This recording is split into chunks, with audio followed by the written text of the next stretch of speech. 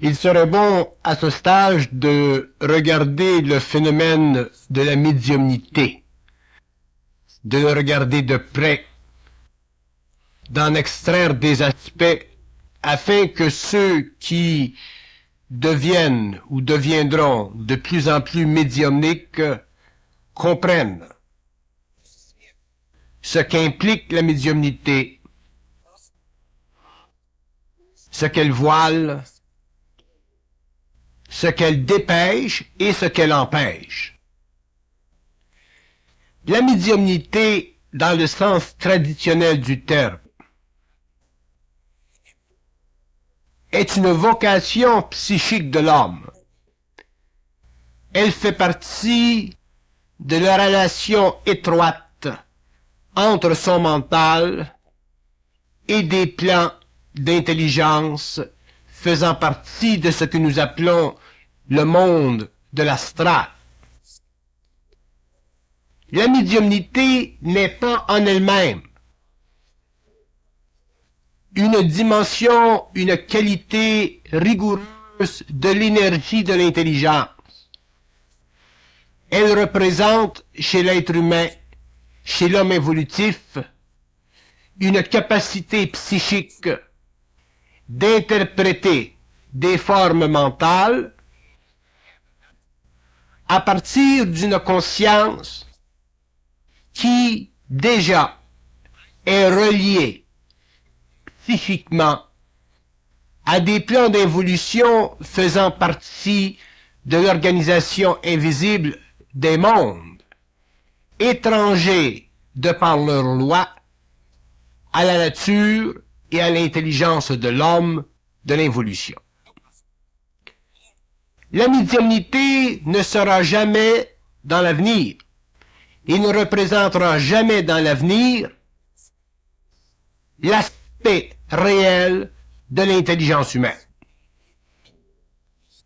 La médiumnité est une fonction psychique chez l'homme, elle fait partie de son évolution, elle fait partie de sa sensibilité, mais elle sera toujours dominée dans sa nature, dans sa qualité, dans sa quantité, par des formes pensées qui déjà possèdent sur l'homme une certaine autorité, une certaine capacité de domination de son intelligence, de son mental. La médiumnité chez l'homme nouveau, chez l'homme qui un jour pourra traduire matériellement, concrètement, l'énergie en intelligence, cette médiumnité ne fera plus partie des catégories psychiques de son ego, ni des catégories psychiques de son mental dont il ne connaît pas la construction, la nature et les voies secrètes. Le problème fondamental avec les êtres médiumniques se résume à ceci. C'est que plus leur médiumnité est avancée, plus ils ont l'impression d'être intelligents. Et ceci est une très grave erreur.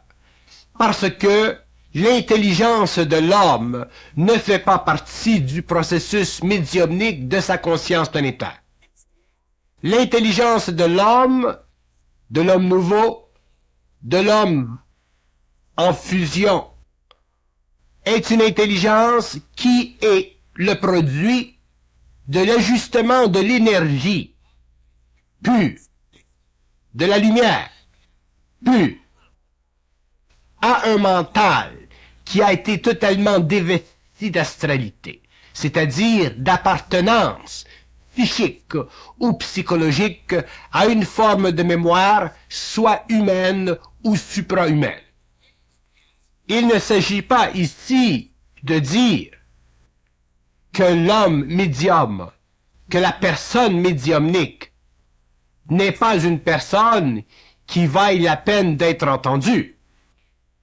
Il s'agit de dire que toute personne médiumnique fait partie d'un lien avec des sphères qui ont sur elles, à un niveau ou à un autre, une certaine emprise. L'homme nouveau, l'homme fusion, l'homme esprit, l'homme de demain, l'homme lumière, sera un être qui ne vivra et ne connaîtra pas la médiumnité dans le sens que nous l'entendons. Il sera parfaitement canal, mais canal dans un sens qui fera de lui un être capable de se servir de l'énergie et de lui donner la forme dont elle a de besoin selon le niveau d'évolution des besoins de la civilisation. Ce ne sera pas un être qui utilisera son énergie et verra cette énergie colorée par l'astral sur des plans dont lui n'a pas conscience dans leur mécanicité. Ce sera un être qui sera capable sur le plan humain, de par sa centricité mentale, de donner à l'énergie l'autorité dont elle a de besoin pour créer dans le monde l'énergie dynamique de l'évolution. Ce ne sera plus une énergie qui sera dictée, ce sera une énergie purement et parfaitement créative, issue du pouvoir de l'homme de la vitaliser sur le plan de la nouvelle forme devant être utilisée pour la création d'une nouvelle société. Donc, les êtres médiumniques devront apprendre à reconnaître la moindre impression de vanité ou d'orgueil dans leur mental causée et créée par l'astralisation de leur énergie.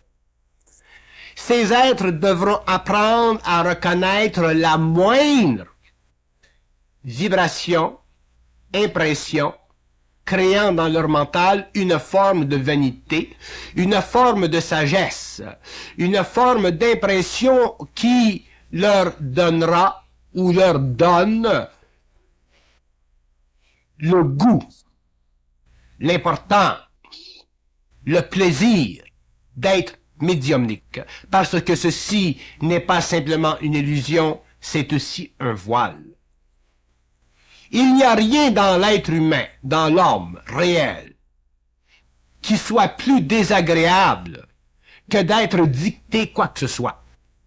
Il n'y a rien dans l'homme nouveau, l'homme de demain, d'être dicté quoi que ce soit. Et tout homme nouveau reconnaîtra, quelque part au cours de son évolution, que la moindre forme de dictée est une forme de domination sur son mental, parce que l'homme n'a pas à être dicté quoi que ce soit, puisque demain, il possédera la parole. Mais la médiumnité n'est pas la parole. La médiumnité représente un lien psychique, intelligent, avec des plans qui ne sont pas en fusion, donc avec des plans qui ne connaissent pas les lois de la lumière, mais qui reconnaissent la lumière. Des plans qui ne connaissent pas les lois de l'énergie, mais qui sont eux-mêmes énergie. Des plans qui ne reconnaissent pas les lois de la mémoire, mais qui sont mémoire. La médiumnité sera reconnue demain chez l'homme nouveau comme étant une des anciennes formes d'esclavage de l'humanité. Elle sera reconnue comme étant chez l'être nouveau une impuissance dans sa capacité de donner à l'énergie pure une forme nécessaire à l'évolution. Et les hommes qui auront compris ceci, bien qu'ils ne perdront pas la capacité de communication télépathique avec les plans subtils, demeureront toujours des êtres capables de désinformatiser ce qui leur est informatisé et d'informatiser ce qui leur est désinformatisé. Autrement dit, l'homme nouveau, l'homme conscient, de par sa nature, de par sa capacité d'intégrer l'énergie à son mental, sera capable de détruire toutes les formes créées à travers la médiumnité par les plans astraux à quelque niveau d'évolution que ces plans soient arrivés. Parce que cet homme ne fera plus partie de l'évolution, Il ne fera plus partie de la nature humaine telle que nous la connaissons. Il ne sera plus rattaché subliminalement, psychiquement au monde de la mort, donc il n'aura plus aucun lien avec les plans astraux, avec ces sphères qui depuis toujours ont dominé la conscience de l'homme pour l'aider ou la retarder dans son évolution selon leur propre niveau d'évolution. Mais d'une façon ou d'une autre, l'homme-lumière sera obligé un jour de reconnaître que la médiumnité telle que nous la connaissons aujourd'hui est une forme d'énergie utilisée dans la conscience humaine pour le maintenir en contact, en regard et en vision avec des mondes qui sont ou qui peuvent être tellement élevés sur le plan de la forme que l'homme demeure lui-même esclave de sa propre vision. L'homme nouveau découvrira que tout ce qui se passe dans le mental humain est une condition imposée sur son mental jusqu'à ce que lui ait fait sauter ses formes afin de pouvoir libérer de son mental l'amplitude de toute une mémoire très vaste, autant consciente qu'inconsciente, faisant partie des archives astrales, dont lui est l'esclave, dont lui est le porteur, et dont il devra un jour se libérer complètement afin de posséder la mémoire totale, c'est-à-dire la mémoire solaire, et non pas la mémoire astralisée. Un autre problème chez les médiums, c'est qu'ils pressentent des choses. Et lorsqu'ils pressentent des choses et que ces choses dont ils pressentent la venue se confirment, ces êtres se font prendre au piège de la confirmation parce que l'ego spirituel en eux se rend compte que ce qui se passe entre lui et les plans est véritable. De sorte que les médiums deviennent, de par leur propre nature, des êtres qui peuvent facilement être piégés par leur propre médiumnité. Il est évident que si les sphères veulent communiquer avec l'homme, elles sont obligées de lui rendre compte de certains faits, afin que l'homme puisse prendre conscience du caractère véritable de ces informations. Mais ce que les hommes ne savent pas, c'est que tout ce que les sphères leur communiquent, qui soit de préconception ou de précognition, sert toujours à l'évolution des sphères et sert toujours à la diminution du pouvoir créatif de l'homme. L'homme n'a pas besoin de passer par les sphères pour connaître l'avenir, puisque l'homme, dans sa fusion, dans sa réalité, dans sa lumière, contient tout ce qui est dans l'avenir, de la même façon qu'il contient tout ce qui est dans le passé. Mais il y a dans l'homme un mécanisme que nous appelons l'ego. Il y a dans l'homme un aspect que nous appelons la conscience subjective, qui fait que toute pénétration dans le domaine de l'avenir, ou dans le domaine du passé qui n'était pas connu de lui égoïquement et qui lui est rendu par voie médiumnique, crée en lui, en tant qu'ego, une sorte de vanité subtile, une sorte d'orgueil subtil. Et ces deux aspects de sa conscience vont en opposition totale avec la lumière. Lorsque la lumière descend sur le plan matériel et qu'elle s'ajuste au mental humain et qu'elle découvre et qu'elle permet à l'homme de savoir, ce savoir vient à l'homme ou vient dans le monde de l'homme lorsque c'est le temps, c'est-à-dire lorsque la lumière est prête à ce que ce savoir soit su pour des fins d'évolution créative. des fins d'évolution qui ne font pas partie du corps spirituel de l'homme, qui ne font pas partie de la vanité de l'ego, qui ne font pas partie de l'orgueil mental de l'homme, mais qui font partie des vastes plans d'évolution de l'humanité ou des autres races en évolution dans le cosmos.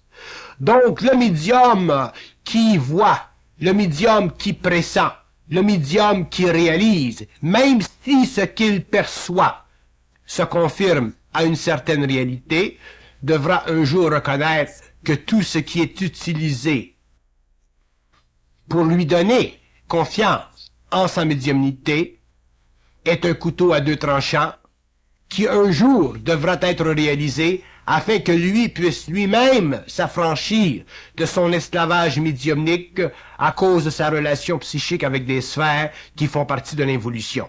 L'homme n'a pas besoin d'être médiumnique dans le sens catégoriel du terme, l'homme est lumière. Et l'homme étant lumière, ou l'homme demain étant lumière, n'a plus besoin du support psychologique ou psychique des sphères, il est lui-même entretenu, maintenu dans sa propre énergie, il est lui-même énergie, et il a les corps subtils nécessairement développés pour donner à cette énergie la forme qui est nécessaire pour l'évolution de l'homme. Le problème avec certains médiums, c'est qu'ils sont trop assoiffés des secrets de la vie. Ils sont trop assoiffés des secrets de l'invisible. Et cette soif des secrets de l'invisible fait partie des illusions de l'ego. Elle fait partie des pièges de l'involution. Et les hommes qui devront un jour passer d'un stage de conscience à un autre seront obligés de regarder la soi-disant connaissance d'un autre point de vue. La connaissance pour l'homme nouveau ne sera pas un appât, elle ne sera pas un intérêt, elle ne sera pas une qualité psychologique de l'ego. La connaissance sera simplement le reflet du mouvement de l'énergie à travers le mental de l'homme. La connaissance ne représentera que l'aspect final de la descente de l'énergie sur le plan matériel, sur le plan mental de l'homme, pour la construction d'une nouvelle société. Tandis qu'aujourd'hui, pour les médiums, en tout cas pour tous ceux que j'ai rencontrés, excepté probablement dans un seul cas que je connais, les médiums ont une soif de la connaissance. Ils ont une très grande soif de savoir ce qu'il y a derrière les voiles. Et cette soif de savoir ce qu'il y a derrière les voiles fait partie du piège de la médiumnité. Lorsque l'homme sera dans une conscience lumière, une conscience pure, il n'aura pas cette soif parce que déjà, il sera totalement alimenté par son énergie. Celui qui a bu n'a pas soif, mais celui qui n'a pas connu ce qu'est le boire, lui a soif. Et c'est pourquoi les médiums sont des êtres qui sont encore pauvris en énergie, bien qu'ils soient très riches en esprit. Mais l'évolution de l'énergie et de l'esprit doit être une même évolution. Il doit y avoir une relation étroite entre l'énergie et l'esprit, parce que l'esprit, c'est le réservoir, c'est cette machine qui transmute l'énergie. Et l'énergie, elle est totale, elle est globale, elle est une, elle est absolue, elle n'a pas de fin, elle n'a pas de début. Donc l'esprit, pour pouvoir bénéficier de l'énergie, devra réaliser que sa nature et que son lien avec cette énergie est un lien qui doit être fondé sur l'union totale, l'unicité totale du rapport entre le mental de l'homme et cette énergie. Mais si l'homme sépare en deux sa conscience, c'est-à-dire que s'il vit d'une conscience mentale d'un côté et d'une conscience médiumnique de l'autre, il sera obligé de subir la pression de la conscience médiumnique, il sera obligé de sentir le besoin de savoir, de déchiffrer, de connaître, et cette illusion fera partie de son initiation solaire. Parce que cette illusion fera partie de la pression qu'impose sur son mental les entités dans les autres plans qui se serviront de tout pour donner à l'homme l'impression d'être intelligent lorsqu'en fait son intelligence est d'une autre mesure et d'une autre réalité. Jamais les intelligences sur les plans invisibles ne pourront donner à l'homme de l'intelligence. L'intelligence ne vient pas et ne viendra jamais des plans de l'astral. L'intelligence est le produit de la synthèse de l'énergie avec l'homme à travers l'esprit ou le double. L'information, la connaissance, ceci peut venir des plans. Ceci peut venir des plans astraux très élevés comme des plans astraux les plus bas. Mais ceci ne fait pas partie de l'intégration de l'homme. Ceci ne fait pas partie de la fusion de l'homme. Ceci fait partie de l'évolution encore spirituelle de l'homme en quête d'identité avec lui-même. Et les médiums sont des êtres qui souffrent d'identité.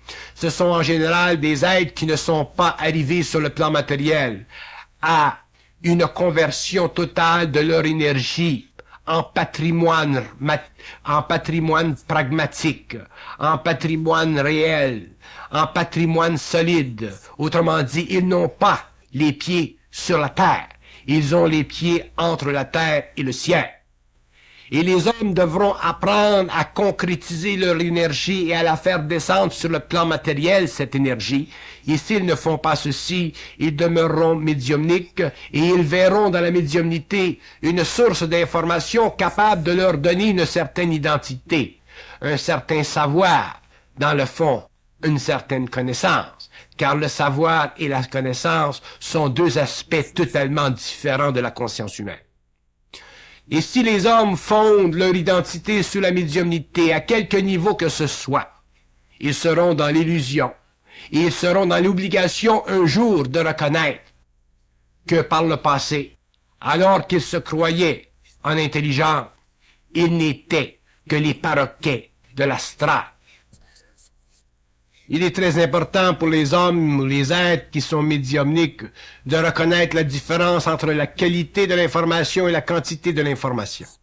C'est l'homme qui doit être capable de décider, de voir et de reconnaître la qualité d'une information.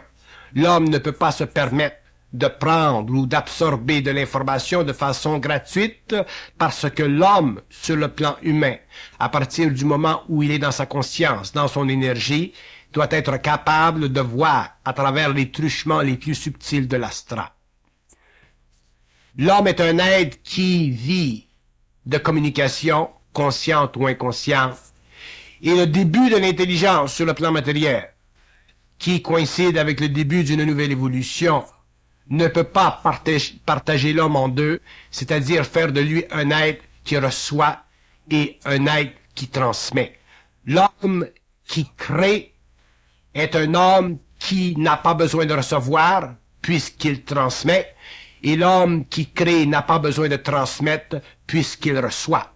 Donc, dans le cas de l'homme nouveau, la réception et la transmission doivent être la même. Mais pour que la transmission et la réception soient la même, il faut que l'homme sur le plan mental, sur le plan de sa conscience mentale supérieure, soit arrivé à un niveau de centricité suffisamment élevé pour ne pas sentir de polarité dans son intelligence, c'est-à-dire pour ne pas sentir de dictée, pour ne pas sentir qu'on lui dicte, pour ne pas sentir qu'il est à l'autre bout d'une ligne télépathique. Ceci est une illusion, et l'homme ne reconnaîtra cette illusion que lorsqu'il aura suffisamment intégré son énergie. À partir du moment où l'homme se sent au bout d'une ligne télépathique, il est en voie de désinformation, même si à l'intérieur de cette désinformation, il y a beaucoup d'informations temporaires, transitoires, qui servent à l'attacher, à le relier à cette même source d'énergie astralisée. Le mensonge cosmique est la grande œuvre des forces lucifériennes. Il fait partie de la totale organisation psychique des mondes invisibles en relation avec l'homme. Il est à la fois la limite de l'empire luciférien sur la conscience humaine, et il est aussi à la fois la domination de cet empire sur la conscience de l'homme. Et l'homme nouveau devra totalement être en dehors de ces deux limites. L'homme nouveau devra être capable, de par sa nature, de par sa parole, de créer dans le monde, de donner dans le monde à l'énergie une forme qui substituera l'information médiumnique pour une autre sorte de créativité émanant de l'homme et jamais plus régie par les forces ou les plans ou les sphères astrales faisant partie des multiples aspects de sa personnalité intérieure. D'ailleurs, il y a un lien très étroit entre ce que nous appelons la personnalité et la médiumnité. Parce que la médiumnité est une force dans l'homme, est une force intelligente dans l'homme qui colore la personnalité. Et lorsque la personnalité est éveillée à cette force, lorsqu'elle est éveillée à cette réalité interne, psychique et astrale, cette même personnalité se transforme et elle commence à prendre de la place dans la vie de l'homme. Et ça, c'est une illusion parce que l'homme nouveau ne va pas d'une personnalité inférieure à une personnalité supérieure. Il va de la personnalité à la personne. Et plus il va vers la personne, moins il y a en lui de cette expérience de la personnalité. Autrement dit, moins il y a en lui de cette capacité de vivre sous le joug de la désinformation médiumnique. Les médiums ne réalisent pas qu'ils sont des êtres en relation avec d'autres personnalités faisant partie d'eux-mêmes sur d'autres plans. Et ne réalisant pas ceci, ils ne comprennent pas qu'ils ne sont pas unifiés dans leur totalité. Autrement dit, la personnalité sur le plan matériel devient liée, dominée par la personnalité sur les autres plans. Et cette jonction de deux personnalités ou même de plusieurs personnalités fait des médiums des êtres qui psychiquement sont instables. Ils sont instables parce qu'ils ne sont pas capables de vivre l'unité de leur énergie. Ils sont obligés de la vivre sur le plan matériel dans une condition et sur le plan psychique dans une autre condition. Et ça, c'est un des problèmes de la médiumnité de l'homme évolutif. Et tant que l'homme n'aura pas brisé, fracturé cette dualité, tant qu'il n'aura pas compris le besoin de vivre simplement de son énergie, sans que cette énergie soit filtrée par d'autres personnalités qui font partie de son passé sur les autres plans, il ne pourra pas comprendre la différence entre être médiumnique, intelligent, et être purement dans l'énergie de l'intelligence. Et c'est pourquoi il souffrira jusqu'à un certain point ou il percevra jusqu'à un certain point une forme d'orgueil ou de vanité, et cette forme d'orgueil et de vanité sera perçue chez d'autres personnes parce que tous les médiums transmettent inconsciemment chez ceux qui les rencontrent une forme de vanité, que ce soit une vanité mentale, ou que ce soit une vanité spirituelle, ou que ce soit une vanité occulte, ou que ce soit une vanité psychique. Il y a toujours chez les médiums une sorte d'agressivité dans leur esprit. Et cette agressivité fait partie du fait qu'ils sont en voie d'évolution et qu'ils sont encore à l'intérieur du combat de l'unité de toute leur personnalité. Lorsque l'homme aura unifié toutes ses personnalités, il sera dans son énergie. Il sera dans l'intégration de son énergie. Et il ne sera plus médium. Il sera simplement créateur. Il parlera, il dira, il fera, et il n'aura plus à se référer à quoi que ce soit au-dessus du plan où il sera, parce que le plan où il sera un plan totalement unifié. Il y a chez les médiums un sentiment petit ou grand, caché ou évident, de la conscience du petit maître ou du grand maître. Le médium ne peut pas s'empêcher de sentir en lui-même une sorte de maîtrise. Il ne peut pas s'empêcher d'être un point cardinal dans l'évolution de la pensée.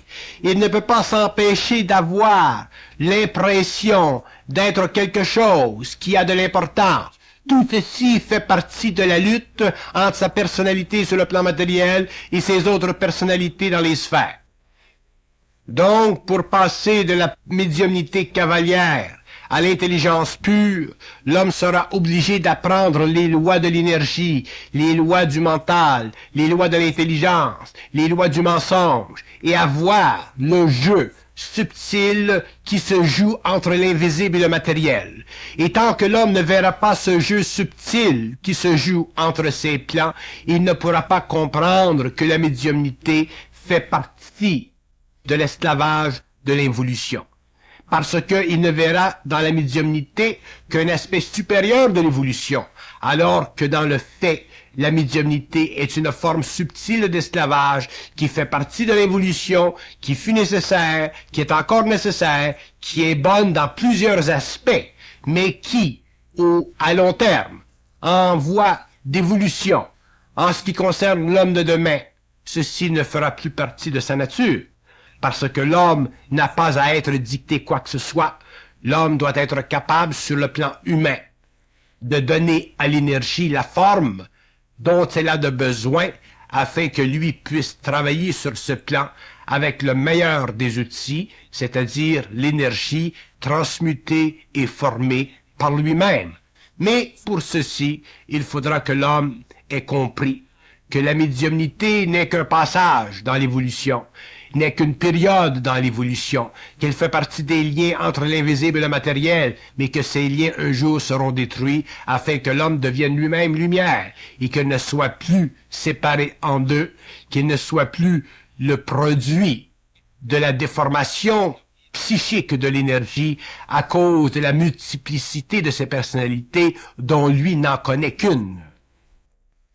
Tant qu'il y aura chez le médium de l'attitude mentale, cette attitude mentale représentera le déchirement intérieur de sa conscience. Cette attitude mentale démontrera le manque ou l'absence de paix dans son esprit. Elle démontrera encore la lutte qui existe entre lui sur le plan matériel et lui sur les autres plans. Et l'homme nouveau sera conscient de ceci, parce qu'il découvrira que la nature même de l'intelligence n'a rien à voir avec les catégories de la connaissance. Cette illusion est profonde chez les médiums. Ils croient, ils s'attachent profondément à la connaissance médiumnique parce que cette même connaissance leur donne un point d'appui psychologique sur le plan matériel et donne à leur personnalité une définition dont ils ont de besoin afin de pouvoir sentir qu'ils sont quelque chose, qu'ils sont quelqu'un, qu'ils sont un centre de vérité quelconque. Elle est grande, l'illusion. Elle est profonde. Et les voiles sont subtils. Et l'homme ne fait que commencer à comprendre les lois de l'organisation psychique occulte des mondes invisibles. L'homme a tout à écouter. L'homme a tout à comprendre. L'homme a tout à savoir. L'homme ne sait rien qui soit sur le plan de la connaissance valable, parce que la connaissance fait partie du lien entre l'homme sur le plan matériel et l'homme personnalité sur les plans invisibles de l'astral. Et un jour, les médiums comprendront ceci.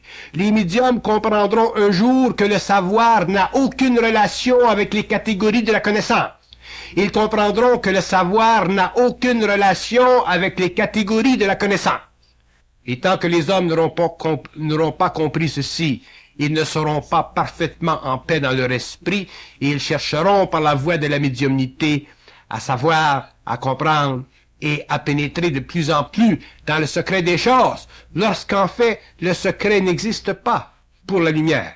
Il n'existe que pour l'homme qui est en relation étroite, psychique, occulte avec les plans subtils de l'astral, plans où multiples personnalités travaillent en relation avec la sienne sur le plan matériel pour maintenir sur le plan matériel le contrôle de l'information, parce que le contrôle de l'information fait partie du pouvoir des sphères sur l'homme.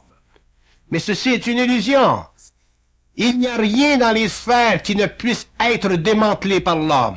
Il n'y a rien dans les sphères qui ne puisse être débattu par l'homme, parce que les sphères à tous les niveaux de leur organisation sont des formes quelconques d'illusion, sont des formes quelconques de pensée, sont des formes quelconques de mémoire, qui représentent de la personnalité invisible, donc les sphères astrales, à quelque niveau d'évolution qu'elles soient, ne représentent que l'abîme fondamental utilisé par les forces lucifériennes pour le contrôle de l'évolution des espèces inférieures à la lumière, qui un jour devraient être revenues sur le plan matériel, ressuscitées sur le plan matériel, afin que l'homme soit parfaitement intelligent, c'est-à-dire parfaitement dans sa lumière, parfaitement capable de s'instruire lui-même, parfaitement capable de se soustraire du besoin de savoir ou de comprendre, parfaitement capable de s'instruire, mais parfaitement capable aussi de retenir l'instruction selon le temps de la lumière et non pas selon le temps de l'ego. Tant que les médiums n'auront pas compris que l'énergie de l'intelligence ne crée pas d'impression dans le mental conscientisé de l'homme nouveau, ils seront obligés de subir l'impression de cette intelligence. Et c'est cette impression qui leur donnera la vibration perceptible d'une sorte de vanité spirituelle ou mentale, ou occulte, ou psychique. Et cette illusion devra être brisée, parce que l'homme ne pourra jamais passer de la forme, ne pourra jamais passer de la pensée forme à l'énergie pure, tant qu'il sera rattaché à un niveau ou à un autre, à une forme de besoin d'être le représentant sur le plan matériel des secrets de l'invisible. Il existe une différence fondamentale entre l'information médiumnique et l'intelligence de l'homme en relation avec les circuits universels. Les circuits universels sont totalement en dehors du monde de la pensée. Ils sont totalement libres de l'involution. Ils sont totalement libres du pouvoir de domination des forces qui, pendant l'évolution, ont servi à la progression de l'homme. Les circuits universels font partie des mondes de la lumière. Ils utilisent les différents niveaux vibratoires des différentes planètes éthérées pour se propulser, pour se déplacer, pour se mouvoir, afin de donner de la vitalité psychique au monde réceptif qui existe en évolution sur ces plans. Les circuits universels sont utilisés ou utilisables par tous les êtres créés.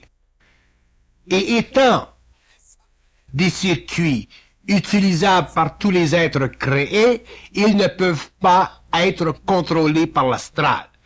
Mais tant que l'homme sera lié à l'astral au niveau de ses personnalités intérieures, il ne pourra pas comprendre la différence entre ce que nous appelons l'énergie de l'intelligence en mouvement ou le développement de l'intelligence dans son aspect directionnel, ce que nous appelons le savoir, pour des fins d'évolution particulières à différentes planètes, à différents systèmes, parce que ces êtres seront trop attachés à la forme.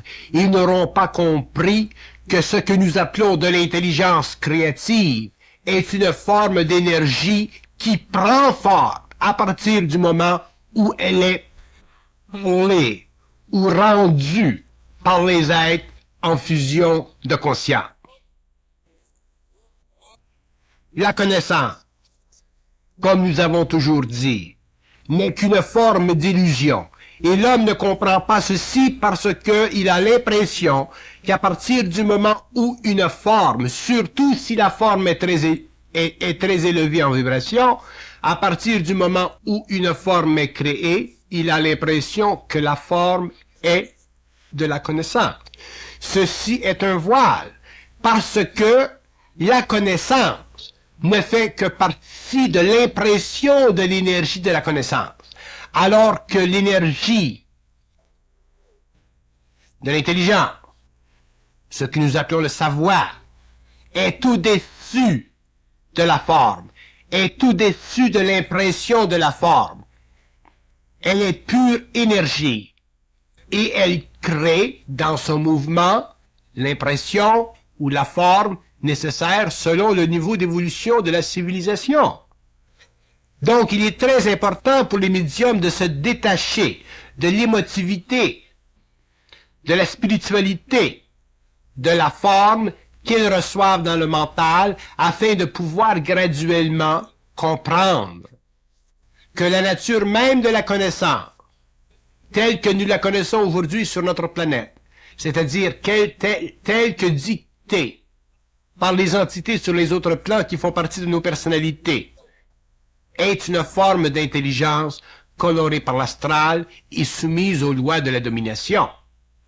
Le médium devra un jour comprendre, surtout lorsqu'il aura suffisamment avancé dans l'étude des lois de l'énergie et des lois de la forme, que la distinction entre la connaissance et le savoir est une distinction absolue, et que chez l'homme nouveau de demain, n'ayant pas à vivre l'impression du savoir, il sera obligé de ne subir que la pulsation de l'énergie dans son mental, sans jamais pouvoir se rattacher émotivement ou mémoriellement ou valoriellement à la forme qu'il créera, parce que, pour être libre dans l'esprit, pour être un sur tous les plans de toutes ses personnalités, il ne faut avoir aucune mémoire, c'est-à-dire il ne faut avoir aucun besoin psychique d'interpréter la forme comme étant ou appartenant à une dimension quelconque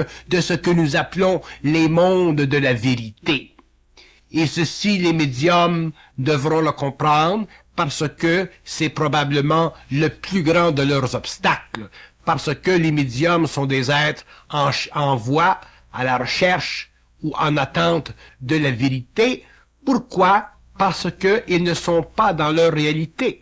Ils sont divisés dans leur personnalité, ils sont multiples dans leur personnalité, donc étant multiples dans leur personnalité, ils sont incapables de savoir. Ils sont simplement capables d'interpréter ou de recevoir de l'information, et ceci les garde encore sous la domination des sphères et fait d'eux, sur le plan matériel, des êtres souvent très merveilleux. Mais il ne s'agit pas d'être merveilleux, il s'agit d'être parfait. Il ne s'agit pas d'être merveilleux, il s'agit d'être intelligent. Il ne s'agit pas d'être merveilleux, il s'agit d'être unifié, intégré, total, réel. Il ne s'agit pas d'être merveilleux, il s'agit d'avoir dépassé le niveau psychologique, psychique de la médiumnité pour en arriver un jour à ne représenter sur le plan matériel, tant que nous sommes sur le plan matériel, une liaison directe et étroite avec l'énergie, en dehors des mondes de la pensée, en dehors des mondes de la forme, en dehors des besoins psychologiques ou psychiques de la connaissance, afin de pouvoir finalement instruire, c'est-à-dire donner à l'humanité une nouvelle vibration, une nouvelle source d'énergie, pour qu'elle, avec le temps, puisse se reconstruire, puisse se redonner une nouvelle vitalité. Le besoin qu'ont les médiums de regarder dans les archives, d'aller dans les archives, d'étudier les archives, de vérifier les archives, fait partie du jeu des personnalités dans l'invisible qui s'occupent de leur fournir de l'information afin de maintenir de plus en plus sur l'homme matériel leur pouvoir. Et l'homme découvrira un jour jusqu'à quel point est subtile l'organisation interne des sphères psychiques, des sphères spirituelles ou des mondes de l'astral. L'homme ne commence qu'à comprendre, qu'à voir, qu'à découvrir. Et depuis quelques années seulement, alors que l'univers existe depuis des millions et des milliards d'années. Alors si nous nous imaginons les hommes qui avons un certain niveau de conscience, de préscience, de précognition, de médiumnité, si nous nous imaginons pouvoir comprendre, reconnaître les aspects occultes et voilés et secrets de la vie à travers la médiumnité, nous sommes réellement des êtres parfaitement enculés, parce que les lois de l'énergie ne sont pas les lois de l'ego, ce sont les lois de la vie, ce sont les lois de la vie créative, ce ne sont pas les lois de la vie existentielle sous lesquelles l'homme, pendant des millénaires, a vécu, survécu et souffert, parce qu'il était en contact conscient ou inconscient avec des sphères qui se faisaient de lui ce qu'elles voulaient. Je n'accuse pas la médiumnité, je la mets en garde. Je n'accuse pas la médiumnité, je lui fais voir qu'au-delà de la médiumnité, il y a des étapes de conscience, il y a des étapes de savoir, il y a des étapes de reconnaissance qui ne font pas partie du lien entre l'homme et les sphères astrales. Je n'accuse pas la médiumnité parce que la médiumnité a rendu et rend encore de grands services à l'humanité. Mais je dis que la médiumnité n'est pas finalitaire, elle est transitoire, elle fait partie de l'évolution et l'homme un jour cessera d'être médium pour devenir créateur, c'est-à-dire pour pouvoir engendrer sur le plan matériel, de par la force de sa parole, de nouvelles structures psychiques évolutives pour une humanité nouvelle.